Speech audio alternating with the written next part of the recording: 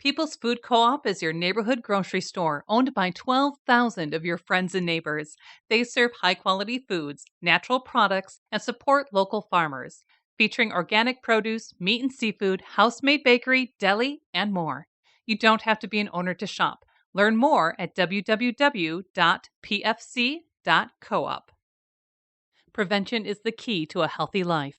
That's why Gunderson Health encourages you to learn about vaccines and how they can help you and your loved ones stay healthy. Vaccines protect against preventable diseases and viruses by boosting your body's defenses. Visit GundersonHealthFacts.com to learn more.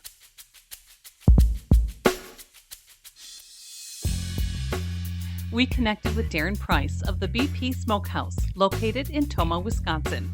We got into his barbecue history, style, barbecue sauce, and what it takes to produce mouth-watering ribs, beef brisket, pulled pork, and more.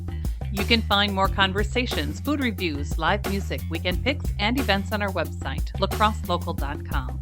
I'm Amy. And I'm Brent. And this is Lacrosse Local. My name is Darren Price. I was born outside of Philadelphia, Coatesville, Pennsylvania. I started barbecuing back in, 99. I went to my first contest as an observer, basically, in Shannon, Illinois, and got hooked. I figured I could do this, wrote a business plan, bought some smokers, and started hitting the barbecue competition circuit.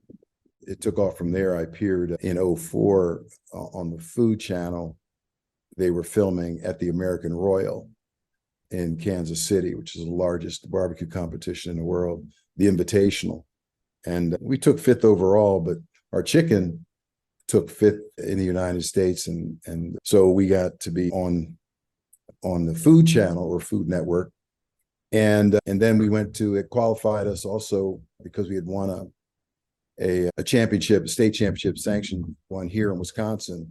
We got the draw for the Jack Daniels World Championship in Lynchburg, Tennessee. And brisket took third in the world. We were ranked 11th in the world that year. And when I appeared on the Food Channel and everything, people back here found out what I was doing now, but I was still working for the state. I'm a retired state trooper. So a lot of the guys on Pitmasters were real good friends, Ray Lampe, Johnny Trigg, Myron Mixon. So, but before it got big, but they kept going barbecue contests, I had to come back to work.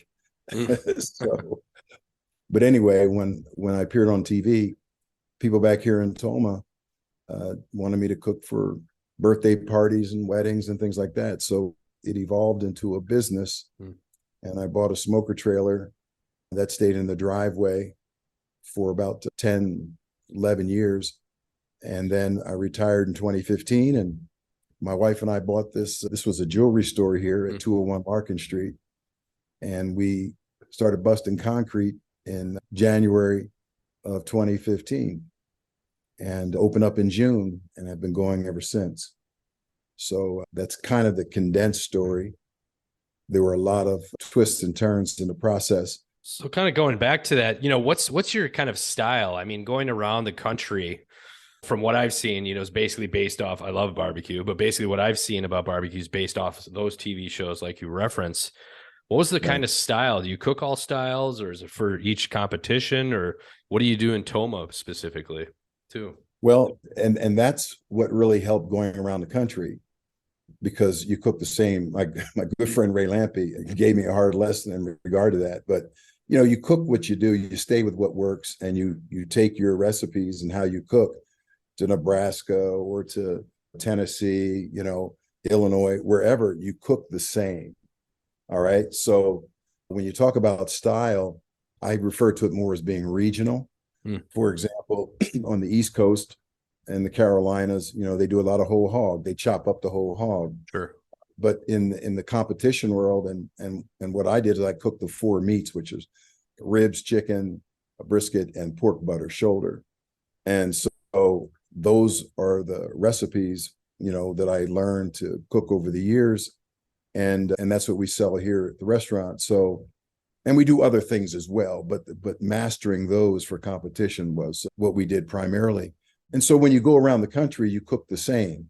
Now, if you go down south in the Alabama area, in the Mississippi area, they have more of a, and even in Memphis, like they'll sauce their stuff. They'll sauce their meat. I don't do that. I'm more of a, what you call a traditionalist. You would put the sauce on, you put it on. We don't, because I don't know what you like. Do you like a little or a lot? So it's all about the meat, and the sauce should accent the meat. Yeah. You know, a rib should taste like a rib and not, well, I like this barbecue. And people think that barbecue is sauce. And in reality, it's the process in cooking meat over wood fire coals. And that's what that's all about. I found your barbecue sauce at the local store there. Is it just a natural progression that you're making those? Well, you know, it was developed basically for the competition circuit, right? I knew the flavor profile I wanted, and you take it out and you test it. And I was using other people's products, you know, before, but I would always doctor it up. Sure. And so I wanted something that had a real good viscosity that stayed on the meat when it cooked and didn't pour off into the fire. And I didn't want to be opening the pit and mopping a lot or basting a lot to get that little sweet glaze that you want before you turn in your product. So basically, mine is pretty much a molasses base, and I thinned it out with some things. But bottom line is, it should accentuate the meat. It should help it along. If it's on pork, you know, you should know that you're eating, you know, pork butt or shoulder, and not some other piece of meat. Same with brisket, you know, or ribs, because all ribs have a different taste too. Baby backs, spares.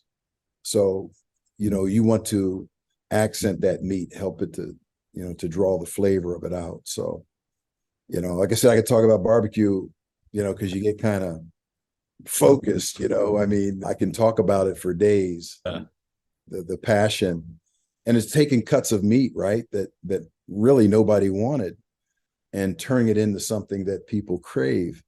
And so, in fact, I got a barbecue cooking class we're putting on next month, and we put on right here and just show people and teach people how to competition barbecue, but also answer a lot of questions, help them cook on any product, any cooking device that they have, and it's a lot of fun. For someone coming for the first time for a visit, what would be your go-tos? We have some specials. Now, primarily the meat I encourage people to try, there's two, and that's the pulled pork and the brisket. Like I said, I've been cooking this brisket the same way since we were at the Jack Daniels. I mean, same recipe, same rub, same process. The pulled pork, I was very fortunate to be included in what they call the butt-to-butt contest from Shannon, Illinois, which is the top 10 pork cookers in the country are brought there, and we were one of them to compete. So the pork, the butt is what the flavor I think is fantastic. So it'd be the butt and the brisket is what I would encourage people to try. You know, and also I notice also just the amount of sides you have, you know, looking at smoked mac and cheese, collards from the traditional, you know, French fries, that sort of stuff. But, you know, it seems like you offer just like a selection, green beans with bacon. Right. All the favorites on her.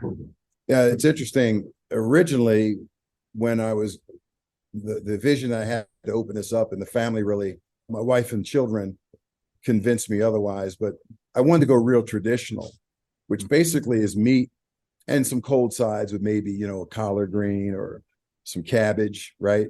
That kind of thing, fried cabbage. And they said, well, you got to do some fries. And I think it was a good move. We're here in Wisconsin, you know, it's bread and potatoes. You have to have a variety of starches. And I think what we have here, you know, complements, you know, the meats as well. So, yeah, I mean, and several of them are our recipes. The bean recipe, both green bean and the baked bean, we call our Smokehouse baked beans. And I took that recipe out on the circuit as well and entered it in the side categories, which weren't qualifying categories, but they were sides, and did well, took some first place. And again, when you cook, and I always encourage people when I give a class, you know, go ahead and cook a contest. See if your product's good. You know, when you're cooking, say you take up the hobby and you cook for your neighborhood, and you invite everybody over, and everybody, oh, it's great, you know. Well, yeah, it's free. So, I mean, you know, you're not trying to get anybody to buy it. So Yep. it's great, but are they going to give you the feedback? And I'm so thankful that, and I'm a lifetime member of the Kansas City Barbecue Society, which I encourage people to go out on their website and check it out. But here's the thing, that's all blind judging. So when you go around the country, yeah, nobody's, oh, here comes Darren Price, or there's Johnny Trigg, or there's Myron Mixon. None of that. You don't know who's, you know, entry that you're judging. And we don't know the judges. And that gives you, I think, an edge if you're going to try to duplicate the product and sell it or offer it to people to purchase, because, you know, if you're winning it, like I said, if you're winning around the country and you bring it home, they're eating, you know, competition barbecue right here in Wisconsin, you know. You know, just kind of further exploring your website, you know, everything from peach cobbler to even have nachos. It's looking like I need to take a road trip up there pretty soon here, quick. So right, and the nachos again, and I want to be transparent. Look, you know, the goal is for me to get my meat into your mouth, and so you know, the nachos are just another vehicle, right? Totally. So you know, people they criticize, well, you don't have this and that. You know, it's about the meat. Everything here is about the meat.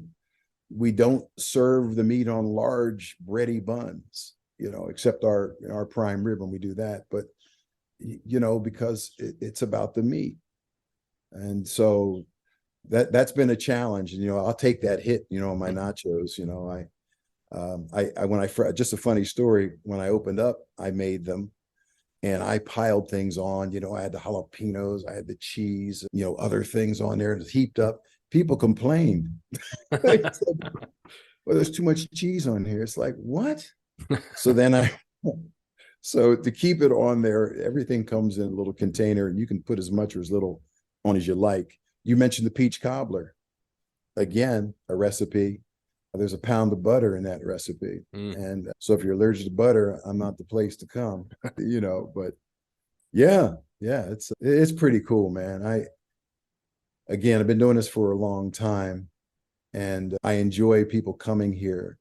You know, we got blues playing out here on the patio inside. The vibe is, you know, relaxed. You'll meet all kinds of people here, and people just get to chatting with one another. We get a lot of clientele from Chicago, Minneapolis, and they've been faithful, you know, patrons. And we've had a couple of some famous folks too come here too. So, yeah. So, you know, basically, I think I'm sold. So what's the best avenue if people want to find out more? I heard, you know, we talked a little bit about before it started about you had some catering going on, you know, people can stop in, they can buy it by the pound, by the rack. Right. What's the best avenue for them to go to? Check things out? Well, you can go to our website, bpsmokehouse.com. There you'll find a lot of information, and I'm starting to interact with the customers more. So there's a newsletter we're going to be putting out. We're working on it now, and just putting up more videos. I'll be doing some recipes, rub building things so that people can see and work on these things at home. We're also on Instagram, Facebook, and Twitter also. So I've got my tech support. He's been doing a great job just kind of getting me out there, because I know barbecue, but I don't know, you know, all the tweeting stuff, you know, that kind of. Yeah, you got important things to focus on. So yes. Lacrosse Local Podcast is a production of River Travel Media. Do you have an interview idea you'd like to share with us? Message us on Facebook at Lacrosse Local. Find out more about us at lacrosselocal.com, and you can subscribe to the Lacrosse Local Podcast on your favorite podcast app. If you like us, rate us 5 stars. We appreciate it.